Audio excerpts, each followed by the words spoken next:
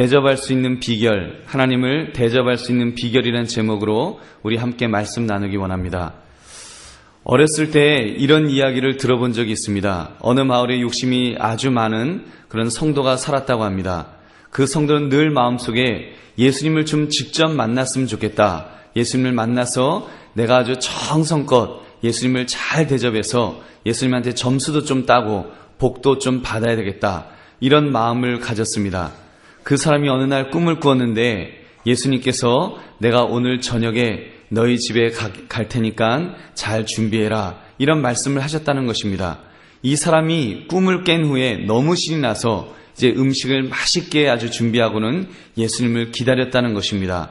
이제나 저제나 오시기를 기다렸는데 한 저녁 6시가 되었을 때 이제 똑똑똑 하면서 문 두드리는 소리가 들립니다. 예수님 하면서 문을 확 열었더니 예수님은 안 계시고 웬 거지가 한 번 줍시오 하면서 이렇게 있는 것입니다. 이 사람이 너무 기분이 나쁘고 화가 나서 아니 지금 예수님을 기다리고 있는데 지금 웬 거지가 와갖고 뭐 정말 재수없게 그러면서 막 이렇게 쫓아냈다는 것입니다. 그리고는 또 이제나 저제나 항상 기다리고 있는데 예수님이 안 오시는 것입니다. 7시가 지나도 8시가 지나도 9시가 지나도 밤 12시가 돼도 안 오시는 것입니다. 그러다가 이 사람이 이제 밤 1시쯤 이렇게 잠이 들어갔고 깜빡 잠이 들었는데 예수님이 또 꿈에 나타나신 것입니다. 예수님이 뿅 하고 나타나시니까 예수님 왜 예수님 안 오셨어요? 아주 볼멘 소리로 내가 예수님 얼마나 기다렸다고요. 그랬더니 이제 이 예수님께서 하시는 말씀이 나 갔었는데 언제 오셨냐고. 나 6시에 갔었다고. 그 거지의 모습으로 예수님이 오셨다는 것입니다. 이 사람이 너무 안타까워서 예수님 한 번만 더 와주세요. 한 번만 더 오시면 제가 예수님을 정말 잘 대접하겠습니다. 이러면서 안타까운 마음에 그가 꿈에서 깨었다는 이야기입니다. 아마 이 자리에 예배드리러 오신 여러분들은 모두 다 예수님을 할 수만 있다면 만나서 대접하고 싶은 분들인 줄로 믿습니다. 기회가 없어서 그렇지 여러분 있기만 한다면 한번 정말 폼나게 예수님을 잘 대접하고 싶은 것이 여러분 우리 모두의 마음일 것입니다. 근데 문제는 기회가 잘 오지 않는다는 것입니다. 만약 나에게 예수님께서 내가 내일 갈 테니 준비하고 있거라라고 하시면 얼마나 좋겠습니까? 그러면 나라면 어리석게 그렇게 문전박대하지 않고 나는 정말 아주 그냥 풀코스로 아주 멋있게 이렇게 잘 대접할 것이다. 이런 마음을 가지실 것입니다. 우리가 이 시간 아브라함 강의 12번째 말씀을 나누면서 하나님을 대접할 수 있는 비결에 대해서 우리가 생각해 보기를 바랍니다. 오늘 본문을 보면 아브라함이 지나가는 손님을 극진하게 대접하는 것에서부터 시작되어집니다. 그가 장막문에 있다가 손님들이 지나가는 것을 보고 아주 달려나가서 초대를 하였습니다. 발을 씻겨드리고 나무 아래 쉬게 하면서 떡을 만들라 시키고 송아지를 잡아서 요리를 시켰습니다. 마치 은인을 만난 것처럼 극진하게 그 손님들을 잘 대접했다는 것입니다. 그리고 성경은 그 손님이 다름 아닌 하나님이셨다는 것을, 하나님이 보내신 천사들이었다는 것을 말씀하고 있습니다. 그리고 그 하나님께서 아브라함에게 그리고 그의 부인 사라에게 아들 이삭을 낳게 될 것이라는 그 축복의 약속의 말씀을 주셨다는 것이 오늘 본문의 내용입니다. 어찌 이런 일이 있을 수 있겠습니까? 손님 대접했는데 어찌 이런 일이. 여러분 용서하시고 들으십시오. 기독교인들은 재수라는 말을 잘 쓰지 않는데 이런 말이 있습니다. 재수 없는 사람은 뭐라 그러죠? 자빠져도 코가 깨지는데 재수가 좋은 사람은 엎어져도 산산밭에 넘어진다고. 여러분 이 아브라함 얼마나 참 딱 그렇지 않습니까? 얼떨결에 손님 대접을 한 것뿐인데 그분이 바로 하나님이셨다니요. 여러분 도대체 아브라함은 재수가 좋아도 무지하게 좋은 사람인 것 같습니다. 그가 재수가 좋았던 것인지 아니면 그가 하나님을 대접할 어떤 그 자질을 잘 갖추고 있었던 것인지 우리가 한번 살펴보기를 바랍니다. 그러면서 하나님을 어렵지 않게 대접할 수 있는 그 비결을 살펴보며 함께 은혜를 나누시는 저와 여러분 되시기를 주님의 이름으로 축원합니다. 첫 번째로 보면 아브라함은 몸을 움직여서 섬길 줄 아는 사람이었습니다. 우리 믿는 사람 중에 몸 움직이기를 싫어하는 사람들이 있습니다. 그런 분들은 이렇게 말씀합니다. 구원을 믿음으로 얻었지 행함으로 얻었냐? 중요한 것은 믿음이다. 내 마음이 중요하지 뭐 행하는 것이야 뭐 그렇게 중요하냐? 그러면서 몸 움직이기를 끔찍하게 싫어하십니다. 여러분, 그런 논리라면 아브라함도 구태여 섬기지 않아도 되었을 것입니다. 여태까지 하나님께서 아브라함에게 나타났을 때 단 한 번도 음식을 요구하지 않으셨습니다. 또 음식이래 봐야 제사를 위해서 불에 태워버리는 것이 그 고작이었습니다. 그러다 보니까 하나님에 대한 인식이 상당히 추상적이고 그렇게 이렇게 관념적으로 생각할 수 있습니다. 실천을 할 그 현장을 무시하고 그냥 신앙생활은 믿음으로 하는 거다. 그래서 유령 같은 그냥 머릿속에서만 우리가 신앙생활을 하려고 하는 그런 유령 같은 신앙생활을 얼마든지 할 수 있었을 것입니다. 오늘 본문은 아브라함에게 하나님께서는 섬김의 현장을 주셨습니다.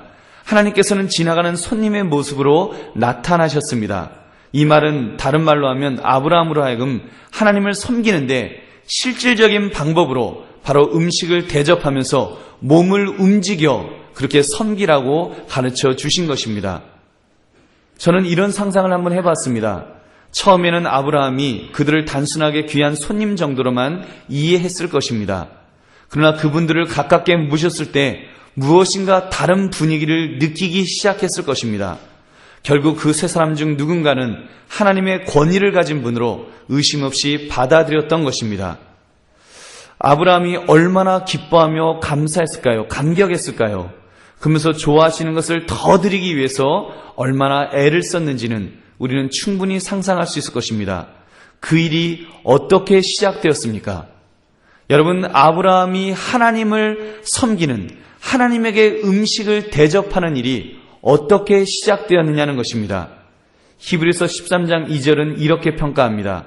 손님 대접하기를 잊지 말라. 이로써 부지 중에 천사들을 대접한 이들이 있었느니라. 이 아브라함을 말하는 것입니다. 부지 중에 시작되었다는 것입니다. 그냥 얼떨결에 아브라함은 그냥 얼떨결에 손님을 대접했는데 그분이 바로 하나님이셨다는 것입니다. 왜 하나님은 아브라함이 장막문, 즉 집에 앉아 있었을 때 나타나셨을까요? 하나님께서 아브라함이 제사를 드리고 있을 때 찾아오지 않으셨습니다. 만약 아브라함이 제사 드리는 그 순간에 오셨더라면 훨씬 아브라함이 영적으로 하나님을 맞이할 준비가 되어 있지 않았겠습니까? 그래도 그가 잘 대접했기 망정이지 만약에 손님을 제대로 대접하지 않았으면 하나님을 문전박대하는 그런 우를 범하지 않았겠습니까? 그러나 오늘 본문 속에서 아브라함을 찾아오시는 하나님은 아브라함의 삶의 현장의 중심인 집 앞에서 그를 찾아오신 것입니다. 그것도 오정 즈음에 정오라는 것입니다. 가장 뜨거운 태양볕이 내리쬐는 시간에 찾아오셨습니다. 아브라함은 그 손님들을 접대하기 위해서 가장 뜨거운 시간에 뛰어다녀야 했습니다. 태양볕에서 뛰어다니면서 그러면서 그 손님들을 안내하고 물을 떠와야 했고 더러운 발을 씻겨 드려야 했습니다. 또한 아내 사라에게 가서 빵을 구워달라고 부탁해야 했고 친히 양떼에 가서 좋은 양을 잡아서 요리를 부탁했던 것입니다. 그리고 그 음식을 가져다가 대접해야 했습니다. 여러분, 이렇게 극진하게 아브라함이 하나님을 대접하였다면 여러분, 우리는 어떻습니까? 우리는 하나님을 대접할 때 어떤 마음으로 대접합니까? 솔직히 우리는 예배 시간에 주님이 오셨으면 하는 바람이 있지 않습니까?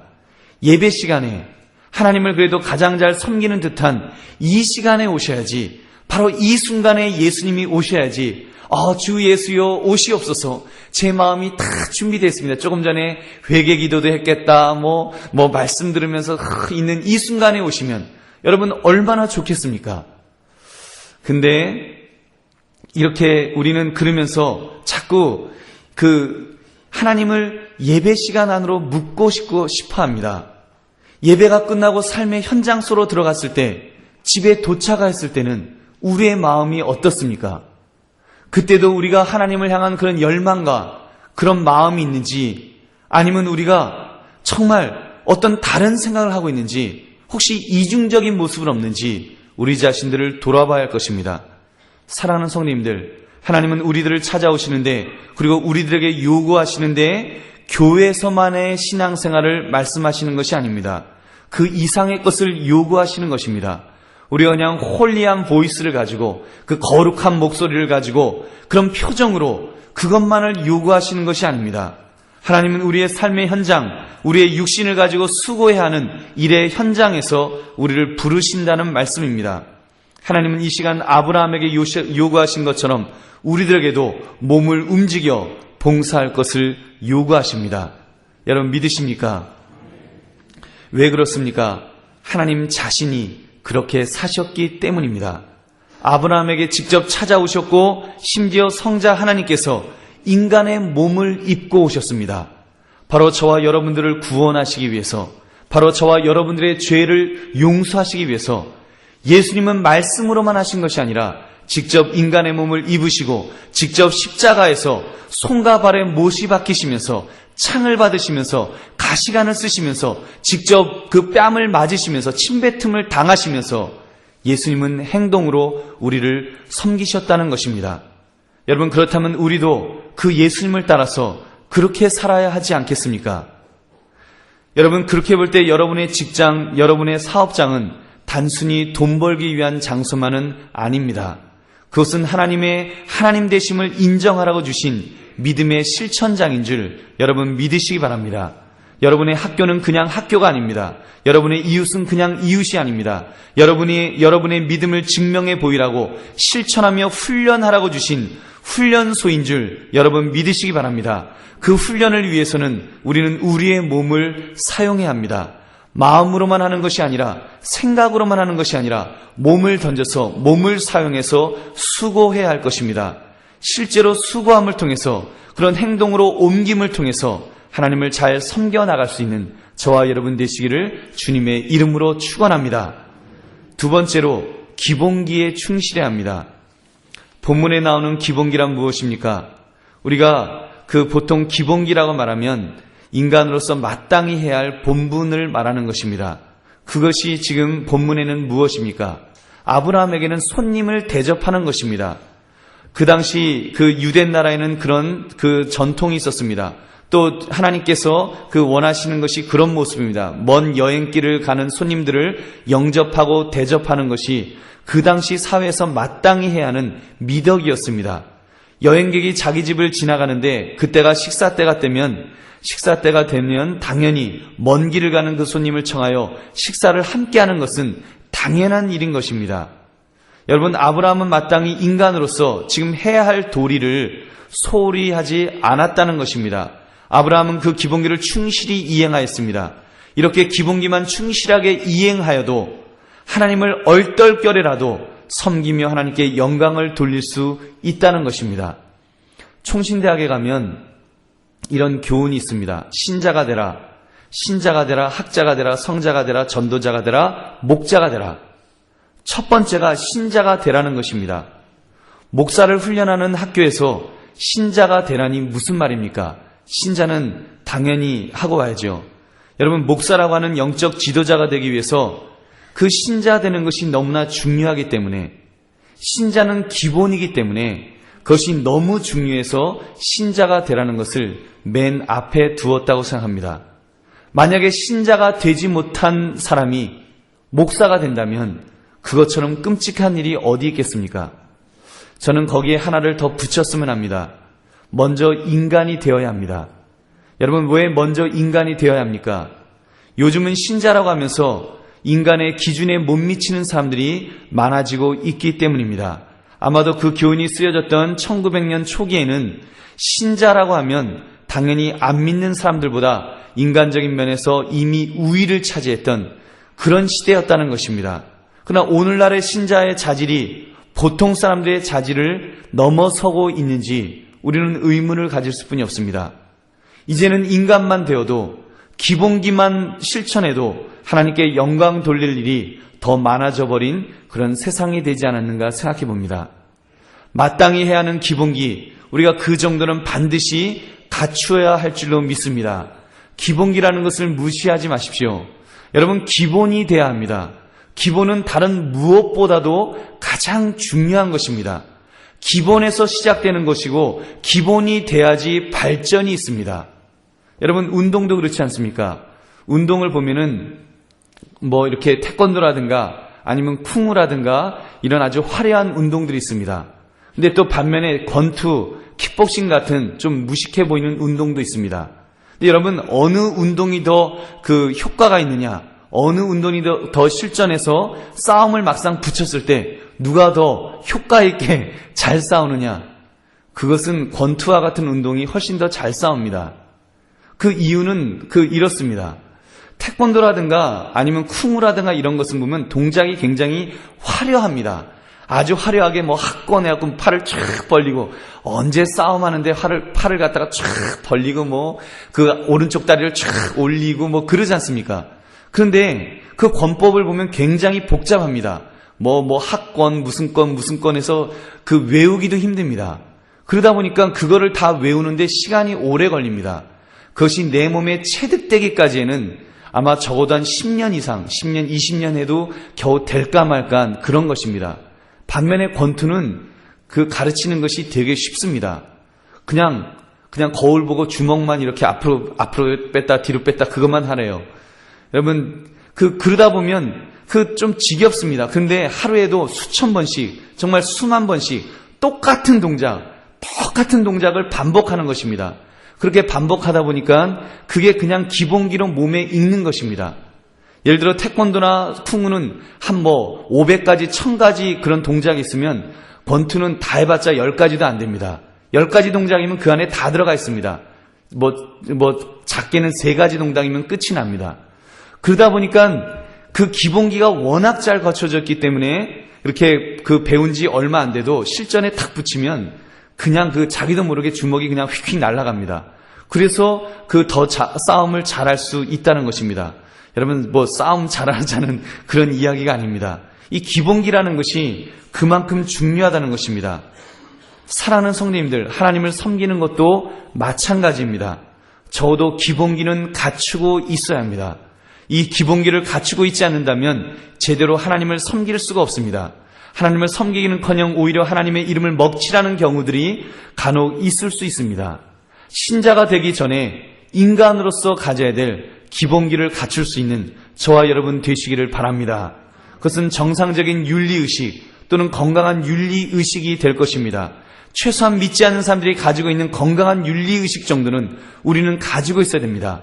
다른 사람들을 불쌍히 여기는 마음 정도는, 우리가 다른 사람을 저 사람을 도와줘야 되겠다, 이런 마음 정도는 우리가 기본으로 갖출 수 있는 그런 저와 여러분 되시기를 주님의 이름으로 다시 한번 축원합니다. 여러분, 하나님을 섬기기를 원하십니까? 내 자신을 돌아봅시다. 그리고 내 자신을 업그레이드 시킵시다. 내 자신의 사고의 틀을 적어도 건강한 생각을 가진 보통 사람의 수준으로 우리가 올릴 수 있어야 될 것입니다. 하나님을 더 많이 섬기기를 원하십니까? 나를 통하여 하나님의 큰 일을 하기를 원하십니까? 그렇다면 나의 사고의 수준을, 그 기본을 더 높은 수준으로, 우리가 아주 높은 수준으로 올려놓으면 우리가 주님의 일을 하는데 훨씬 더 효과 있게 하게 될 줄로 믿습니다. 여러분, 나에게 과거에 악한 생각이 있습니까? 더러운 생각이 있습니까? 비뚤어진 생각이 있습니까? 우리가 의식적으로 그것들을 물리쳐야 할 것입니다. 우리 안에 말씀을 통해서 점점 좋은 생각들을 집어넣어야 합니다. 그래서 우리가 언어의 순화를 하듯이 우리의 그런 생각의 순화가 필요한 줄로 믿습니다. 제가 한 예를 드리겠습니다. 저도 제가 철없던 시절에 참 거칠게 살았던 때가 있습니다. 그래서 수준이 제가 생각해도 보통 사람보다 수준이 낮았습니다. 참 수준이 제가 생각해도 참 낮았습니다. 지금도 높은 편은 아니지만 그때는 정말 바닥이었습니다. 그러다 보니까 뉴스에서 버스가 뒹굴어갖고 몇십 명이 죽었대, 이런 이야기를 들었을 때, 이런 뉴스를 들었을 때 참 부끄러운 얘기지만 이렇게 말한 적이 있었습니다. 농담이지만 나가봐라, 쌀값 떨어졌나. 여러분, 혹시 그런 농담 혹시 하신 분이 있다면 하나님 앞에 우리가 회개해야 합니다. 여러분, 그거 굉장히 끔찍한 농담입니다. 우리의 마음이 얼마나 강팍해졌으면, 지금 세상이 얼마나 강팍해졌으면 사람이 수십 명이 죽었대는데 밖에 나가봐라, 쌀값 떨어졌나 라고 농담을 할 수 있습니까? 제가 그거를 깨달은 게요, 어리석게도 미국에 가서 미국 사람들을 만나면서 또 그 순수하게 자라난 그 2세 전사님들을 만나면서 제가 깨어졌습니다. 제가 한국에서 교통사고 나서 한 2사람 죽었대요. 그렇게 이야기를 하면 아니 그런 일이 있었냐고 그러면서 막 울먹울먹하면서 정말 그 순수한 마음에 그런 끔찍한 일이 있었냐고 그런 모습 보고 제가 깜짝 놀랐습니다. 아니 겨우 사람 2사람 죽은 것 같고 저런 마음을 갖고 있는 사람도 있구나. 근데 나는 이게 도대체 내 마음이 뭔가? 아니 전도사라는 사람이, 신학생이라는 사람이 내 마음이 이게 뭔가? 여러분 기본이 안 된 것입니다. 기본이 이미 수준보다 떨어져 있었던 것입니다. 여러분 우리가 정말 그런 모습 속에서 우리 자신들을 돌아볼 수 있기를 바랍니다. 제가요 그 생각을 버리는데 시간이 몇 년 걸렸습니다. 그 독을 빼는데 얼마나 시간이 오래 걸렸는지 모릅니다. 지금도 그 독이 아직도 남아서 아직도 그 기본보다도 못한 그런 모습이 나에게 나타날 때도 있습니다. 사랑하는 성도님들, 여러분들은 기본기가 충실한 분들인 줄로 믿습니다. 아멘 소리가 양심 있으신지 좀 작으시네요. 근데 제가 감사하게도 제가 우리 성도님들과 이렇게 대화를 하다가 몇 사람 죽었대요 이런 이야기를 하면 깜짝 놀라는 성도님들이 참 많더라고요. 얼마나 감사한지 모릅니다. 우리 한강교회는 그런 기본기가 충실한 성도님들이 계신 줄로 믿습니다. 이것은 참으로 중요합니다. 믿는 사람들의 기본기는 정말로 중요한 것입니다. 오늘날의 교회의 모습을 보십시오. 그 기본기가 제대로 되어 있지 못하기 때문에 교회 안에서 상식에서 벗어나는 일들이 벌어지기 때문에 또 성도와 성도 간에 인간적으로 있을 수 없는 일들이 벌어지기 때문에 교회가 욕을 먹고 그리고 하나님이 욕을 먹는 것 아니겠습니까? 기본기가 무너졌기 때문에 주의 영광이 가려지는 것입니다. 우리는 오늘 말씀을 통해서 나의 기본기를 더 점검해 볼 수 있기를 바랍니다. 그리고 이 기본기를 더 업그레이드 시킬 수 있기를 바랍니다. 적어도 나의 삶 속에서만이라도 내가 세상에 영향을 받는 것이 아니라 오히려 나의 기본기를 가지고 더 영향을 끼칠 수 있는 그런 영향력을 끼치는 저와 여러분 되시기를 주님의 이름으로 축원합니다. 마지막으로 겸손하게 섬길 줄 알아야 합니다. 제가 조금 전에 기본기를 잘 다지고 가급적 업그레이드 해야 된다는 것을 말씀드렸습니다. 그러니까 기독교인의 엘리트화를 주장하는구나 라고 생각하실지도 모르겠습니다.